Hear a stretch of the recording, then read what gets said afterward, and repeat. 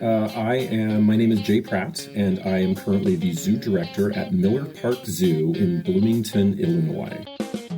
Hello, I'm John Rossi. I'm a touring drummer with a passion for animal conservation. When I'm on the road, I spend as much time as possible visiting zoos, aquariums, and conservation organizations. Now, I want to share those places with you. I'll be talking to keepers, vets, conservationists, anyone who can help me in my mission of connecting my people to animals through their people. Join me on my Rossifari. Hi, hello, how are you? Welcome back to the Rossifari podcast. Y'all, I'm always so excited when the opportunity comes to bring you an interview from a new facility, and this is that, but it's also so much more. I'm going to be introducing you today to Jay Pratte of Miller Park Zoo, as you heard in the little intro at the beginning there. And Miller Park Zoo is this incredibly small but incredibly awesome zoo that I got to visit last year. And you'll hear kind of about my journey and why Jay and I have taken roughly a year to get this interview to happen. But it all makes sense. And it was, let's just say it was well worth the wait. Jay is an incredible guest. He has some amazing stories. Honestly, we don't get to a lot of the stuff that I want to get to, including like his history and stuff. We kind of just jump around and talk about things. We talk about leadership. We talk about otter training. We talk about the Bear Care Group, which if you don't know what that is, you definitely need to tune in for that. We talk about a lion named Mr. Big. I mean, that's amazing. And just so much more cool, fun stuff. This is absolutely one of those moments where I'm like, oh, hey, look, I have a friend now from doing this experience. And that is very exciting to me. As a matter of fact, after this interview, I think we actually figured out when we're going to get together in person and do another one and have some fun. So no promises, but you're going to love this episode. And hopefully there will be a follow-up in a couple of months that you're going to love just as much or maybe even more. But yeah, quick reminder to make sure that you hit subscribe so you don't miss any of these interview episodes or any of my Zoo News episodes. Make sure that you're following along on all the socials at Rossifari, on TikTok at Rossifari Pod. And if you'd like to support the podcast, you can do so for as little as $3 a month by going to patreon.com/Rossifari.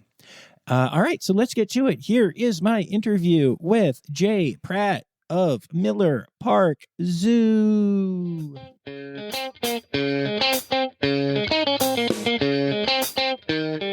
I had the pleasure of visiting your zoo when I was out there playing a gig out your way, and we got to meet briefly. So thank you for agreeing to do this and eventually getting around to doing it. I know how crazy things can get. So I have to tell you, I really enjoyed my time visiting your zoo. And I had actually been told by a couple of people there, keepers that I spoke to and stuff, that it was like really a zoo on the rise and that a lot of things have kind of been changing there and growing there a lot. And you actually came up without me mentioning it at all, that I knew of you and that we were going to talk.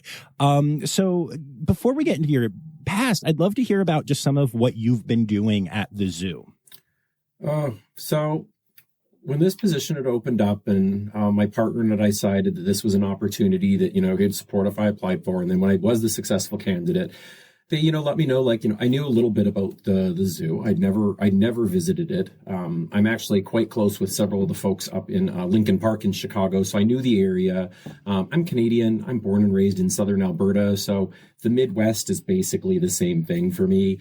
My partner is from the Midwest. He's actually from Nebraska. So it was an opportunity. And when I interviewed, I really liked the people that I had met, both within the city and that. I was a little wary. I've never been in a leadership role in bureaucratic and in a city position. So there was a little trepidation on my part because that's a lot to learn and some different kind of guidelines.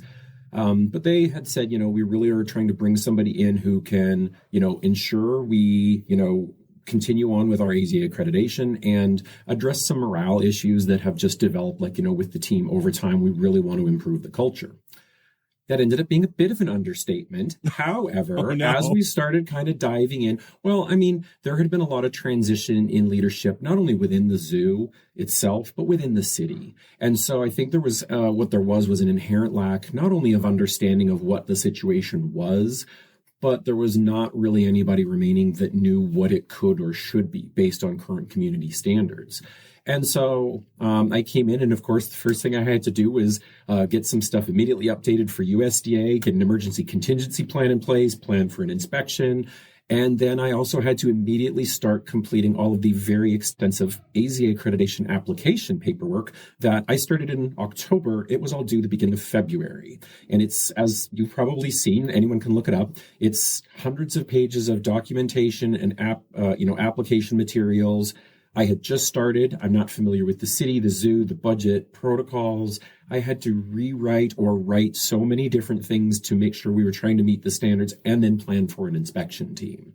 And I'll tell you, it has been the single most challenging accomplishment of my career to get through all of that and get to where, then we could invite a reinspection team back. We were granted provisional accreditation last year, because the commission and the inspection team had belief in what I was trying to do and my goals and the vision and all of the information I'd been able to provide. And so this year's inspection team, we just hosted them a couple of weeks ago. It was very, very positive. Significant changes were recognized, not only to the facility, to our policies, our protocols, but also to our culture and in our staff. And that's the feedback that really made me really excited. So we've constructed some new habitats. Like last year we opened that. So there are some grounds changes. There's some animal collection changes. We've had a bit of turnover. So we've had some staff changes, but overall, we just every day, we keep growing, we keep learning, we keep changing. We try to see what we can do more or better of. And that's kind of my overall philosophy. And that's where we're headed. And I'm kind of glad even that it was last year that was evident to my staff. Yeah, it was. So I appreciate that. Yeah, it was. And it was really cool to hear that and to hear that things were changing, although I hadn't heard any of the bad stuff. But just like when you hear things are changing for the better, I don't care if you're the best facility in the world, if you're getting better, that's great, Yep. It was actually interesting when I was there, you were in the AZA accreditation, the team was there. I actually got to watch them walk around and ask staff questions and stuff a little bit just as I was looking at animals. It was fun. And you did not seem stressed at all about it. I'm sure you were, but when you came out to chat with me for a bit, I could tell that you did not want to leave them hanging, but you did seem very calm and confident, which good job pretending, I guess. Well, and honestly, it's at that point, it's not pretense. I kind of equate it. It's the same thing. If I'm going to do public speaking somewhere, we just hosted a bear care conference in Oakland. And of course I had 4 or 5 presentations. I was moderating, speaker panels. I equate it to, I'm going on a trip somewhere. I've got to go fly across the country. I can do all the planning and all the packing and everything I want, and I can stress out about it. But at the point where I'm sitting there in the airport lounge waiting to board my flight, I can't change anything at that point. So if I'm waiting for my flight, the AZA team is here on grounds, there is a point in there where I recognize it is what it is. And I'm going to go with it. And, I try to, what you got to see was actually me on a very normal, kind of just approach and day, welcoming people into our zoo and really participating in a process that I believe in. So that's kind of pretty standard. I think if I had showed up all harried, bags under my eyes, wearing last week's, I don't think that really would have helped our case very much either. But fair point. But I did find it funny when we reconnected this year to finally do the interview, though, because I did think it was interesting. I was like, yeah, I was there for the AZA accreditation, and then you reach out and you're like, hey, can't do it right now because we have AZA accreditation. And I was like, okay, I guess they got provisional. And I was I was like, yeah, with these interviews, we'll see how things go. But I love that you're being just super transparent about it. You're like, yeah, I came here, we got provisional, they liked it, and now we had a much better, inspection this time, and everything was really positive. That's really cool. I really value transparency in all of this process. Everything to do with this. I mean, obviously I do. I couldn't have this podcast otherwise. But that's really cool. And it's nice to hear that they seemed really excited about the changes that you've been making. I appreciate hearing that. I do try to be, I think maybe sometimes ruthlessly transparent. I believe in honesty. Like, obviously, we all know in our roles, there's some information you can't always share. But it was interesting because one of the first animal losses we had once I had taken over, we put out on social media and I did a press release. Well, immediately there was a FOIA for information. And I actually took it quite personally because I've never had this happen before. And everybody, you know, the city was very supportive and the marketing folks were like, do not take this personally. This is not a reflection of you. Historically, that transparency has not existed. And when people have asked questions, they've not been able to access information. So me being able to, in everything we do, in our policies and procedures, working with USDA and AZA, with our local media, that transparency has, I think, worked in our favor to gather community support. The Miller Park Zoological Society board is fully behind us. I have great support from the city all the way up to management from the city manager and the council. And I think that's been an integral part of it. I mean, I try to ensure that we're honest and transparent. And if something happens, good, bad, otherwise, it's in there why this happened, what we can do better, and what resources I need to get us there. And I think that approach has been appreciated not only by our team internally, based on your feedback, but from the city. And even most recently, the recent accreditation team was really favorable. They also will list achievements as well as concerns, and they listed several achievements about culture, leadership, you know, the improvements here. And that's a signal for me from an organization we're part of that I respect, along with the city, the society, and my staff, that tell me I'm probably on the right course. That's awesome. I really respect that. Very cool. And, you know, I'm curious about your history a little bit, but before we completely dive into that, I'm specifically curious about, you know, it's funny, as we're sitting here and talking about the changes you've made, we keep talking about what is frankly my least favorite animal, humans, although they are important. But, you know, everything you're talking about is culture and changing that. And that's all great and obviously hugely important. I respect the heck out of it. But I'm curious what it was about you or your background or whatever that made you the right person to help change that culture. You know, as opposed to starting off by talking about just animals constantly. All right, we'll be back after this quick break. Hi, this is Kathy Hill from the Indian River Lagoon National Estuary Program. We're all about restoration projects in progress this season on One Lagoon, One Voice. Learn about the great strides the lagoon community is taking to restore and protect the Indian River Lagoon. Each week, we dive deep into discussions with scientists, resource managers, and nonprofit leaders to explore lagoon issues and solutions. From oyster reefs to clam restoration, algae blooms to muck, you'll learn all about the projects we're tackling to bring the Indian River Lagoon back to health. Click the link in the show notes to follow One Lagoon, One Voice, learn about the IRL Council, and explore our unique lagoon.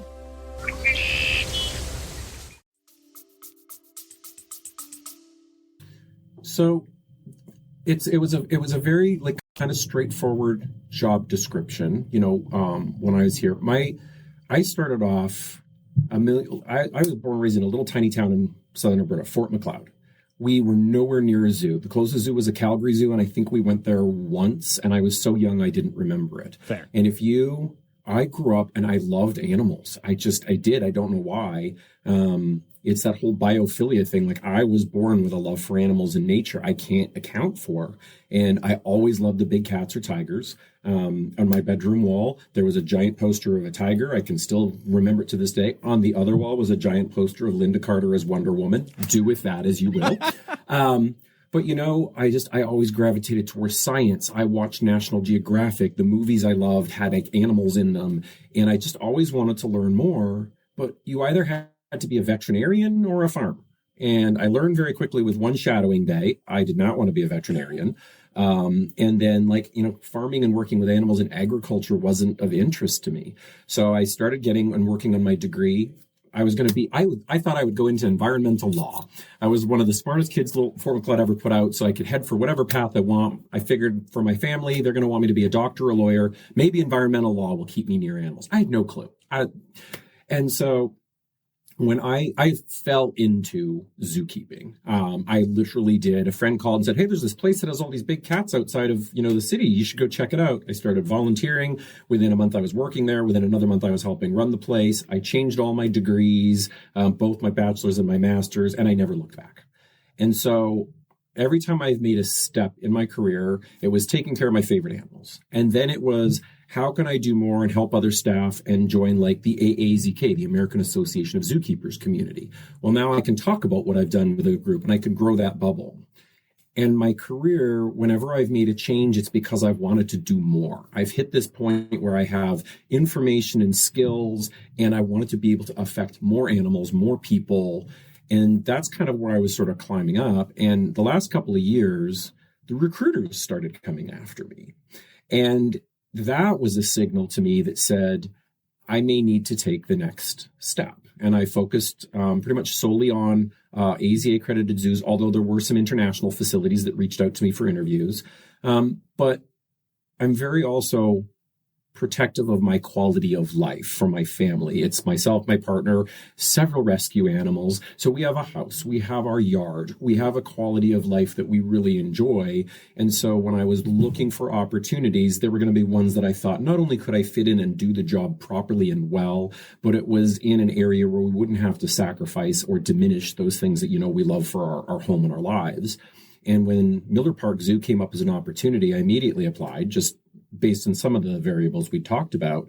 And their interview process, they were very engaging, right from the HR folks at the top that were like, they seemed responsive to my style. And when I say that, I love interviewing for this kind of thing and for jobs. As an introverted person who can be extroverted, it seems odd, but job interviews, I always take something away. I always learn. I always think they're so much fun and so amazing. So I go in and there's always a measure of, again, my transparency in there. Here's the history of what I've done. I always work in that I have worked with groups like OSHA, HSUS, PETA Foundation, because that's where I've also been able to make a difference outside of the AZA community to animals, to legislature. And then I also just, mention partway in through there, like, my partner is a driver for UPS. He loves the Midwest. Would only be a little statement, but they're going to know the person that I was and the person that I am. And it was a very engaging interview. The two folks from Park and Rec Department that I was able to spend the time with, one of them is still the current director of Parks and Rec. It came down to, they said they were looking for a gunslinger, somebody that could create and implement change to move the zoo and the team forward and to grow it. And I remember when I received the call and they offered me the position, it wasn't like you were the successful candidate. They told me you were the candidate for this position. And we moved forward from there. So that to me spoke of value, not just of, oh, hey, this guy's had 30 years in the zoo field, but they saw the personality and they felt that was going to be something that was also going to be of benefit, not just to the zoo, but as a city leader as well. And so that value, even through tough times and some struggles, remains with me and reminds me, why I do what I do. That's really cool. And one thing that I'm finding interesting and almost to the point of shocking with everything that you're saying is that whenever I talk to people from city zoos or government zoos of any type, it's at best neutral and at worst combative in terms of the feeling of,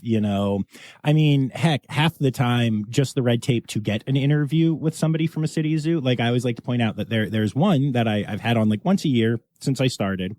And the reason that they're on once a year is because it takes about a year to get the process through the government. It literally does. Like, we will do an interview and we will wrap it up and we will say, all right, so maybe next time we'll talk about this because, we have this new thing coming, whatever.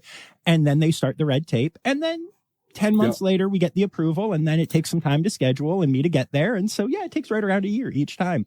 And they're so apologetic and they hate it so much. And you seem to really have embraced that, which is cool. So embraced and adapted are two different things. I can tell you that overall, my general personality does not lend itself to bureaucracy. However, with guidance and assistance from like leadership and that, I've been able to help understand very quickly, what the parameters are and what they need. I am actually still able to be who I am and what they need. And they've been able to respect the changes that I've made. And as we've like navigated and identified, like worked through our budget, we're going to develop our master plan, like, facility needs. They have been supportive because I can't speak highly enough of this city. I cannot tell you why, but somewhere along the line, city leaders have accepted that AZA standards are what we need to meet. And so they value when I present them information that says this is what we have to do. They've been involved when the inspection teams have been here, and they have been all in, which that's something then that has made things easy for me because I don't have to convince them of the importance of that. I can just work on reaching those goals. And I think that there's still bureaucracy, there's still steps, there's still red tape. I'm now going to have to learn all the systems for procurement and purchase orders and all kinds of different things, which are not my background and skill set. I have never been a business manager. I have been trained for leadership and for animal care and welfare for so many years, but I'm going to learn these skills. And they've seen, as I've tried really hard to learn and pick up on them, that I'm working to fit in and figure out how to reposition the zoo as a city department in Parks and Recreation to increase its value to the community, to the city, and to really make sure that they know that the more resources that they put in here, the more they're getting out of us. And we keep putting our money where our mouth is with that. And so I'm going to try to keep that trend moving forward as well. Nice. Very cool. And I love the ability to adapt. That was good. That was a very fair, but very real answer. I appreciate that though. But you know what's funny? And I mean, you've talked to some of the staff here.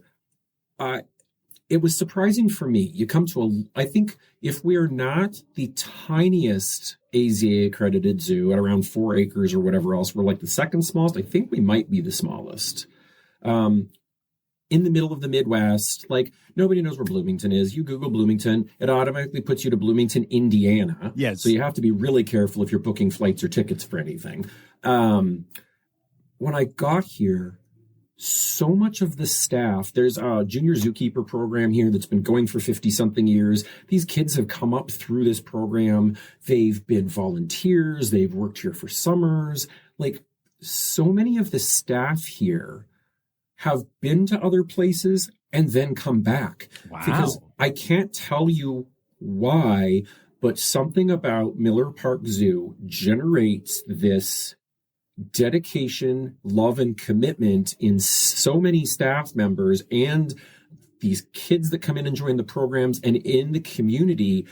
I've honestly never seen anything like it. And it is really amazing. And it has allowed me to really allow some of these team members and, these individuals to flourish because I don't have to convince them why they want to be here. They already want to be here. They want to be able to do more and do better all the time. But there's this passion for this little teeny zoo in the little middle of nowhere in central Illinois that I have rarely seen. People have passion for the career and their animals and what they do. It's not even just that. It's for this place. And it's really admirable. And it's something that motivates me to continue to try to do the best I can for the team, even when things are a little tough sometimes. That is cool. And yeah, you do. You have an amazing team there. Oftentimes I try and be a just very much fly on the wall, just kind of chilling in the background. But that was not my experience at your zoo for whatever reason. I think I was feeling a little chatty that day. Sometimes it gets a little lonely when you're out on the road. And I think I was pretty excited about seeing the AZA people walking around. I thought it was cool to get to actually witness some of that and watch them talking to people. But also you just have a very approachable team. And there was one story that I wanted to share in particular about my experience there. Y'all had this little outdoor amphitheater is yep. A very very grandiose word for a very small stage area, but a nice little thing. And there was a sign up saying there was going to be an animal ambassador, meeting type thing there. I forget the exact phrasing, at, let's say 2:30. I don't remember, but, and myself and 2 other families were sitting there waiting, and 2:30 hit and nothing, and 2:35 hit and nothing. And I know how the animal world works. Somebody doesn't want a crate and suddenly you get a show 15 minutes later, or a meet and greet 15 minutes later, whatever. That's fine. And by like 2:40, 2:45, I was like, all right, something's up. And there were some kids there and they were getting restless. And I was like, I'm just going to duck in the Hurt building over here and see if I can find someone, see what's going on. And it turned out that because of the heat that day, they had decided to move the encounter indoors, and somebody just forgot to grab the sign that these things happen, right? Yeah. And I went out and I spoke to just a very, young keeper. Like, dude could not have been more than 14. No, I'm kidding. But there's some but it people was probably a junior zookeeper. That would actually make sense, And of course, I was very nice about it. But I was just like, hey, there's a sign out saying there's going to be an ambassador. And he goes, oh, we did that inside. And I was like, oh. Okay, you have 7, 8 people, not a lot, but who were waiting for that. And he goes, oh my gosh, thank you so much. Hold on. And he grabbed 2 other people and he ran outside like 30 seconds later, and they brought the kids in and the adults and me, everybody. And they pulled out a couple of the animals right there and did an impromptu meet and greet for those people. And I was like, I have been to so many facilities and seen so many things like this happen. And even at some really great facilities, they're not going to go that extra step. There will be apologies. There will be explanations. There will be whatever. But there we were, like, just, meeting some stuff in the Hurt building, and the keepers were super into it, and everyone was super nice. And the kids were losing their minds because now it went from a thing on a stage to their own personal experience.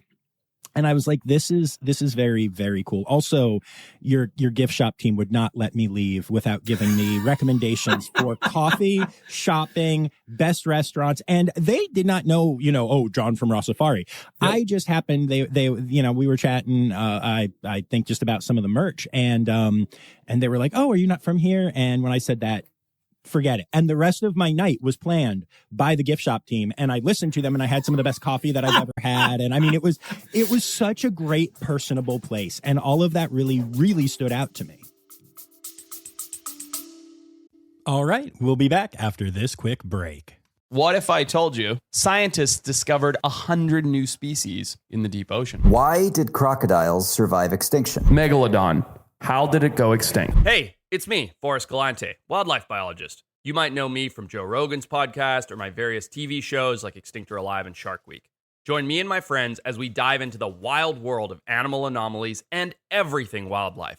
Don't miss out. Click here to uncover these mind-blowing animal mysteries. Well, I'm glad for hearing that. We do. Customer service is important, and I remind all my team, educators, zookeepers, even our utility staff, that nobody's going to know if you're walking around and there's a logo on your shirt, you're a zookeeper, or you're representing the zoo. So we're always going to be, positive. That we actually work it into interview questions. How would you handle, this question if it wasn't your area? But those JZKs, we have the Junior Zookeeper program has multiple levels. They start off when they're 12 or 13, and it goes right through high school, that as they work their way through the program, they can become animal handlers. Then they can become educators. Then at the very top, the master junior zookeepers, they actually have the ability to oversee the other junior zookeepers. And during the summer, there's 500 of these kids running around. They've all got different colored shirts depending on what level they are. But I get ambushed sometimes. They are so excited about what they do. And if I don't have, even when I've been wearing a logoed polo or something like that, some of these kids don't recognize me, and they're trying to suck me in, and they're like, hey, did you want to come and learn about this hedgehog? And I'm staring at them I know everything about that. But I'm yeah, I absolutely do. And these kids are so earnest and so excited. And I can tell you, I would never have been that kid. I'd have been off reading about those animals. But these kids, it's you are going to buy this used car, whether you want to or not. They are going to make you love this animal and this zoo. And they're so earnest and cute about it that it's really something to see. And the amount you've been around zoos. The amount of planning and coordination for signing out animals, the training involved, recording. This year we improved communication between like all the kids and the paid zookeepers and stuff with new little handheld radio units because everybody can't have like a full-on city radio. So we're really always working to provide such a great experience for them, but then the community. And I will tell you, I have posted positions for everything from seasonal, educators and guest services staff, right up to full-time zookeepers, and at least a half a dozen applications every time, at least. Have somewhere in there, I was in the junior zookeeper program for this many years. It is, and again, we circle back to that love for this place. That is just amazing. Wow, that's really cool to hear. I always love seeing those kinds of things, but yeah, usually it's not me that's just being dragged in by these guys. No, they were very happy. One of the things that I like to do when I go to zoos, honestly, is I pop in my noise canceling headphones, just because guests can be a lot, and you only can hear so many people looking at red pandas and calling them raccoons before you either put in noise canceling headphones or leave crying.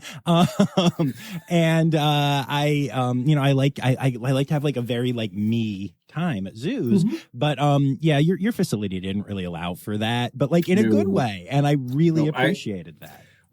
Because of the size of the zoo, and we were right in the middle of the park, and there's a roadway close by. Whenever I've worked at a zoo before, it's always been a larger zoo, and there's a hiding place. Like there's a bench somewhere that no one else knows about, where I could go sit down with my lunch and whatever else. Here, my favorite place, there's a bench under the tree right outside our admin building, right by the flamingos. It's not quiet. It's not calm. There's children screaming. There's people going by. But I at least try to get some zen out of that, ignoring what the tortoises are doing behind me with the little squeaking noises. And it's less quiet and zen than one would hope for, but it is what I have here, and I value it when I have that, 15 minutes to shovel in my lunch. That's amazing. Oh, very cool. So yeah, you mentioned tortoises and flamingos and I mentioned red pandas. So I think we need to chat about at least some of the animals that you have at the zoo. And what my listeners tend to really like is, rather than like an overview of species, like we could start there, but like tell me about a couple of the cooler individual animals or like things that people really like at the zoo. We of course have the favorites. When you come here, everybody loves, Rojo. He's our 17-year-old, Sumatran tiger. He's a favorite. Our snow leopards here, everybody loves these snow leopards. There's been a history of our snow leopards here. Right now, we only have our male Sage, who was born here, but he is one that actively hunts down small rabbits when it's the season. But like when I go out there, he will stalk me and I can run back and forth, and he's very engaging with people. The anteaters and otters, of course, like people love them. We do every day, twice a day, like the otter training and feeding, and it is packed along that pathway. People just love to watch those otters interact with team members, engaging and just being otters. Yes. I mean, you know what it's like. Yeah. But I think, the flamingos resonate with everyone. Everybody walks in. It's the first thing you see. There's that little flock right there. Kids love them. It resonates with people so much, that flamingo pool and those birds, especially you get a beautiful day, the sun's shining, there's shade.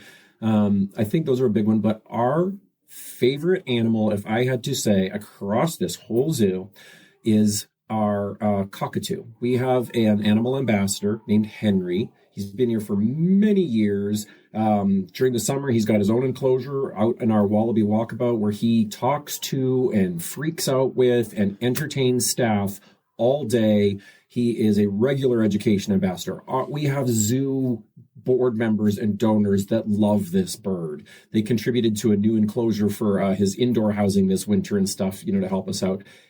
He's on the side of a bus here in the city with our zoo education manager. Julia and Henry have their own bus. Like, that's how much this bird is loved.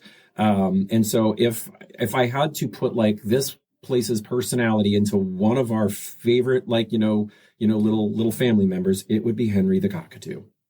That's amazing. I love hearing what animals take off at places, and that sounds like an incredible bird.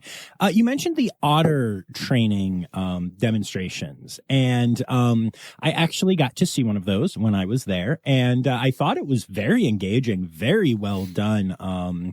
You were right. People absolutely lost their minds over it.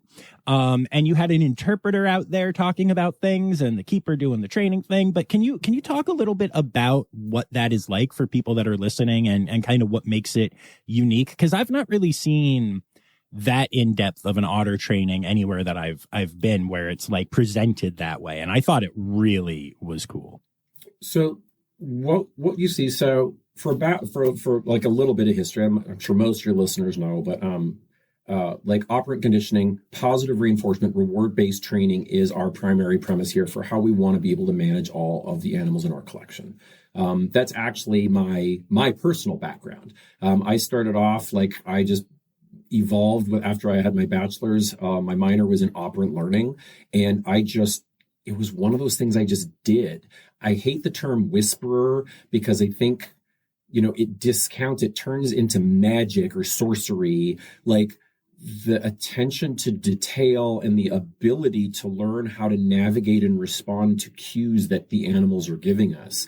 And then operant conditioning, operant learning is helping the animals understand what we want of them so they can participate in their own care. For otters, I've trained several otters over the years, myself, and with these programs. You really want them to be able to do some basic things. Why don't you go stand over there on that scale or on that rock? Now, because while you're doing that, you can't also be over here interfering or stealing food from the other one, or you can't be trying to get out the door we're trying to open. It's an incompatible behavior, but you're going to be rewarded for it.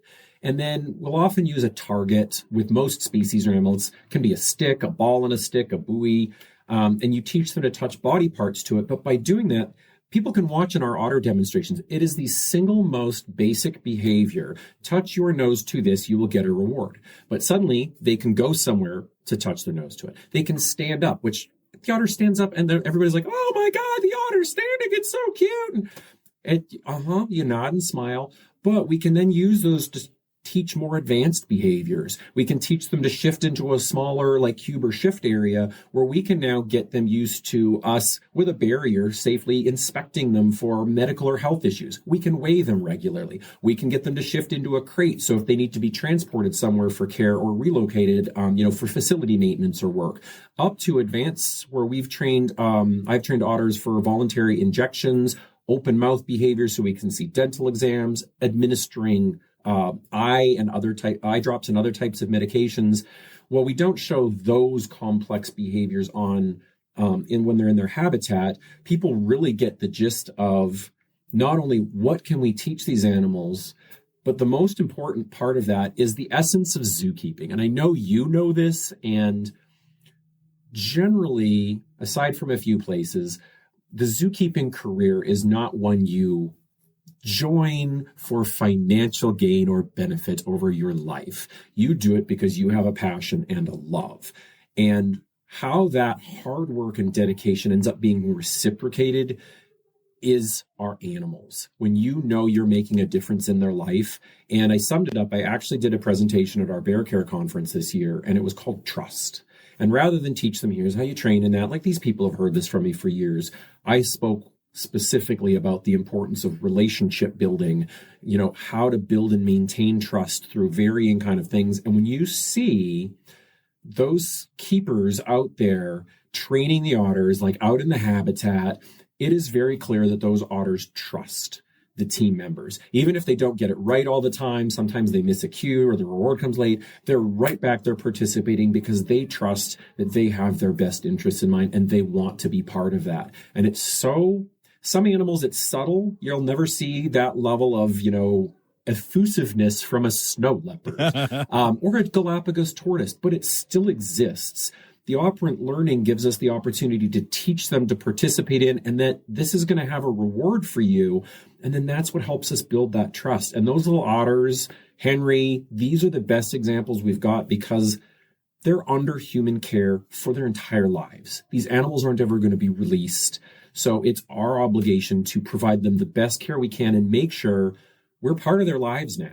I mean, they're still otters, but we're part of their lives. And so we need to make that as positive and reinforcing as possible.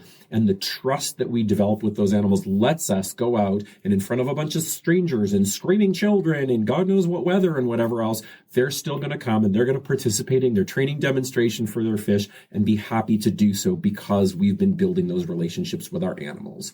It's no different than what I tell people all the time to do with their dogs at home and whatever else. It's build that trust. Think about where you want to go with that and, working our way up. And that's our whole philosophy for our animal care interactions across our entire facility.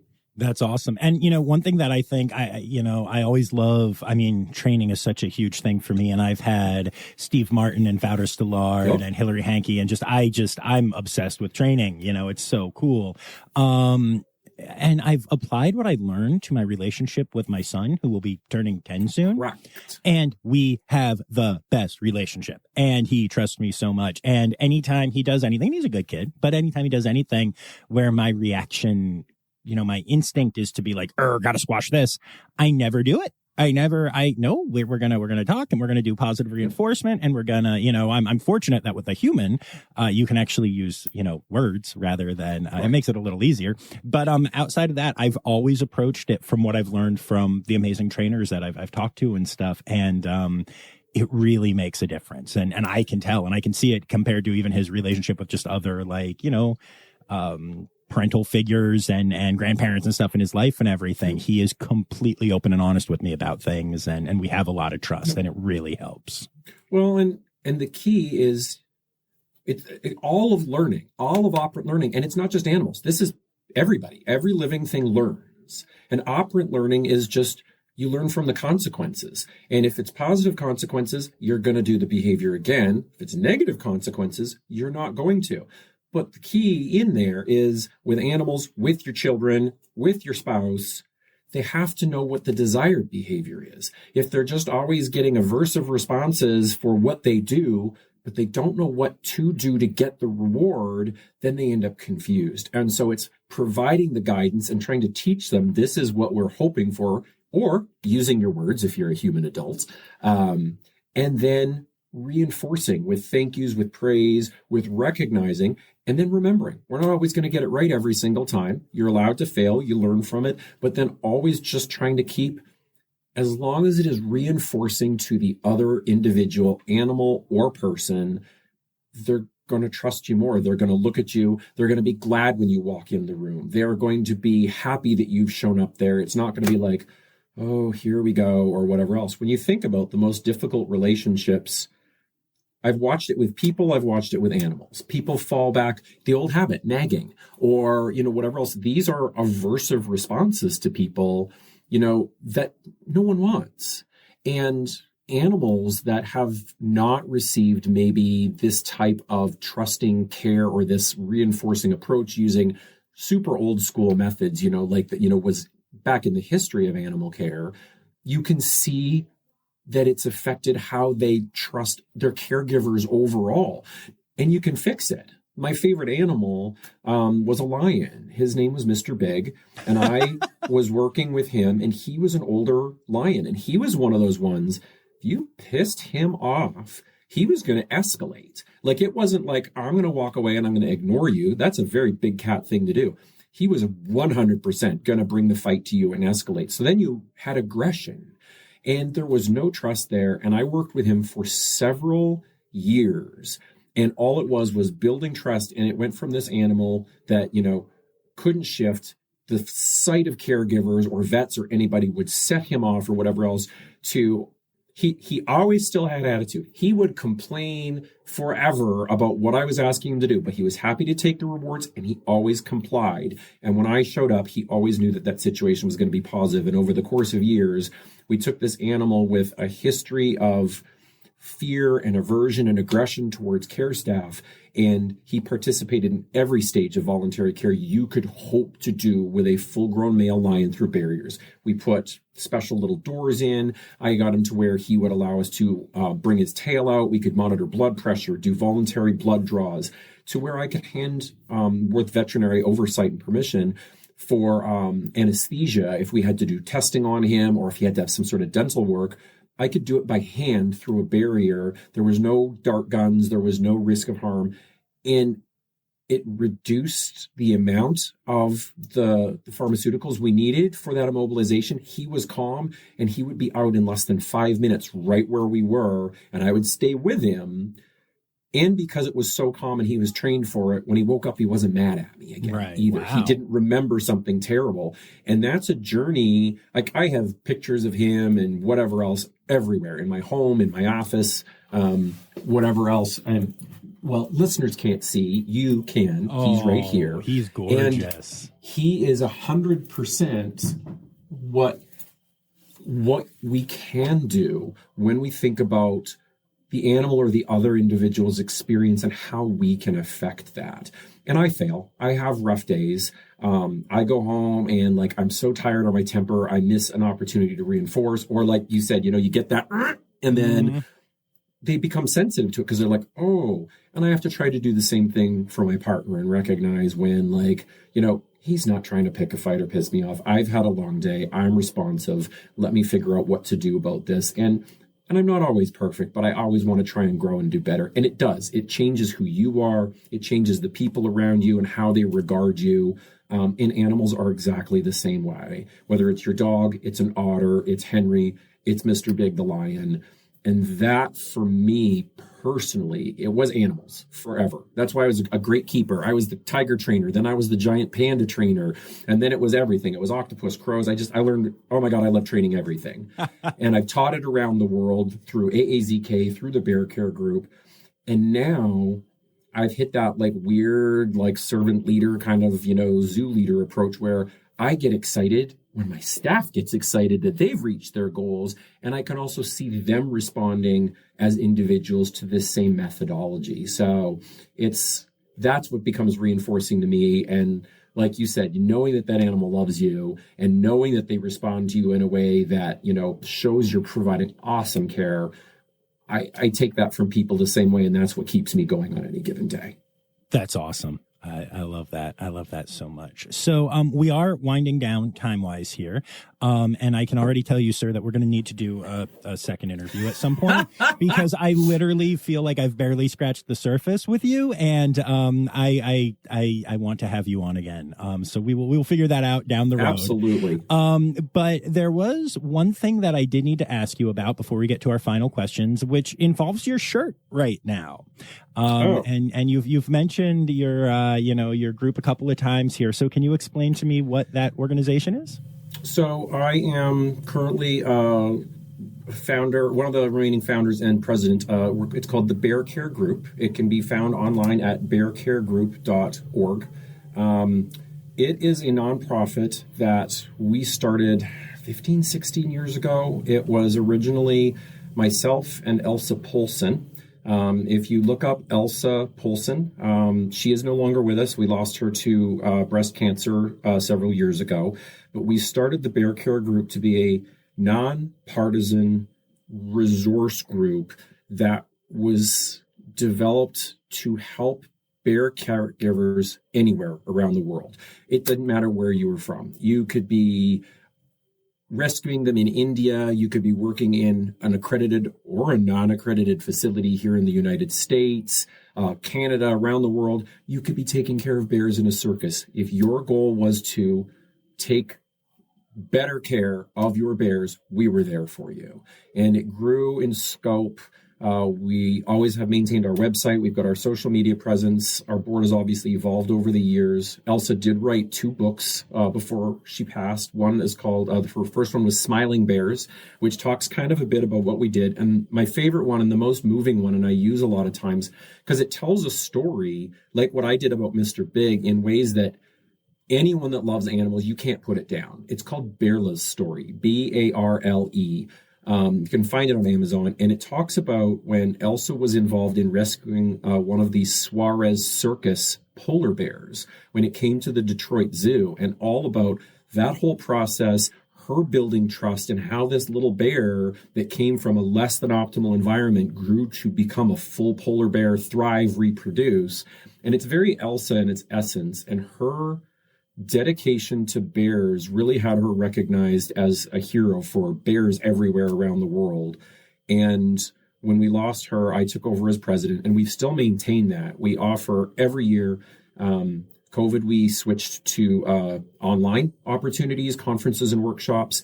We will generally host international conferences. We did just a couple months ago. We hosted in supported by Fish and Wildlife and the Oakland Zoo in Oakland, California. It was a great conference with delegates from all over the world. And then we'll offset those with workshops where we target and we go to locations like when we went to India and paired with Wildlife SOS. We went to Vietnam and paired with Animals Asia, where there are situations, for example, bear bile farms. In India, it was the dancing bear problem, where these people are taking in bears in situations that are less than optimal, and we're there to help their caregivers that maybe don't have like the education resources or background that we might have here in North America or in Europe, and we're going to take and we're going to present those to them. And we're generally well supported, but we're able to reach not only the managers, go to those facilities and do some stuff with them, but we're able to provide some of those keepers who are there trying to take care of and learn. And sometimes it's financial, but it's always resources and examples and demonstrations. And that's how we and our little group have had this impact on the, been able to impact the world. One bear at a time is kind of what we say. Right. And that's Elsa Polson's legacy that we all support. But we've, like what I've done here, we continue to grow and evolve based on, how social media evolves, what people need. And so we don't produce the same information and resources every time. Every year, every conference and workshop, I do a variation of training because that's my background. And this year I turned it into trust and relationship building because they didn't need to hear from me one more time. Here are the basics of operant conditioning. Here's how you can train. So we're always going to grow to meet the needs of people and bears everywhere as well. And that includes working with the AZA Bear Tag, working with, we've worked with OSHA before, we have worked with USDA scent officials, and this year we were lucky to have Fish and Wildlife folks from different states, several different states, come present, participate, speak in panels. So it's really an engaging experience, and we're always happy to, to be able to do that and to continue that on. So I'm very proud of what we've been able to do. I love my board and my team, and we have such a dedicated membership and group of delegates and people. There's some of the same ones that come every year. We have some folks that they travel from around the world, France or whatever else, and they're going to come to every conference and every workshop, no matter what. And then there's those that are there for the first time that are so excited to hear about how we're working to improve these, these policies, these resources, and get them these things out there to help them out to be better bear keepers. And you and I know it applies to everything else, otters, birds, or whatever else. And yeah, that's what we do. Thank you. I appreciate you asking. Yeah, absolutely. That's really cool. It's time now, don't you know? We've come to the end of the show, but there's one tale left to go. You're gonna laugh and say, oh no. It's time for the Rossifari poop story. When I saw that in the email, I was like, oh my goodness. I'm not one that's ever been like freaked out or weirded out, but I immediately got triggered and flashback. I was baby zookeeper many years ago, was at a city facility up in Canada, and I was on a tear. I was on a cleaning tear. And there was this hallway. It was a people hallway. We walked in, brick and whatever else, and there was an animal. It was a primate shift chute. It was up above me, and they would go from their inside holding and they could go to outside holding, back and forth through this chute. And I looked at it, and I was like, I wonder when the last time that was cleaned was. So I went and got myself a ladder because it was a solid bottom with mesh sides. And the rock was rusted shut, the lock. And I'm like, okay, rusted shut to the point I had to cut it off. Oh my. So now I've got this lock off, animals are secured out, and now the thing's rusted shut. So I'm levering this hasp, I'm down there, and finally I'm popping it open with a crowbar. And I don't even want to guess how many years of leftover food, monkey feces, cockroaches, dead cockroaches, cockroach feces rained down, filled that section of the hallway, my shirt, everything. And the best part was, it was one of those, it was like something out of a sitcom. Like, I just froze. And at that exact moment, one of the supervisors opened up the door to the hallway, saw me standing there, appalled and horrified. They just looked at me, nodded, and turned around and left and locked the door behind them. And I just immediately, like, freaked out, shed everything, like, went and had a quick shower, got into a clean set of clothes and whatever else, and then just got everything cleaned up and whatever else, oiled all the hinges, set it back to rights. And then that got added to a regular routine cleaning schedule, because I can tell you I was not prepared for everything that was going to rain down from the sky on my poor little zookeeper butt that day. So there you have it. That's amazing. Oh, my God. Woo, all right. Well, thank you so much for that and for all this time. I really appreciate it. Absolutely. I look forward to when we can, talk again. I'm happy to schedule sometimes, because if all goes well, which we'll find out in September at the AZA conference and when I have my commission hearing, we got 4 more years before you'll have to worry about, tripping over and competing with an AZA inspection here at the Miller Park Zoo.